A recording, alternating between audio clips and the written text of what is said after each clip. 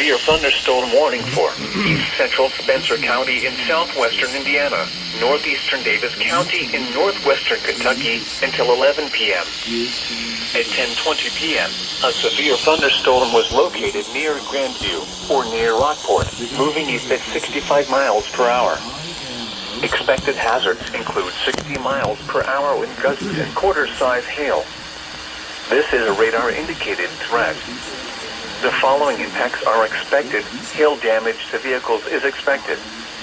Expect wind damage to roofs, siding, and trees. Locations impacted include Grandview and Knoxville.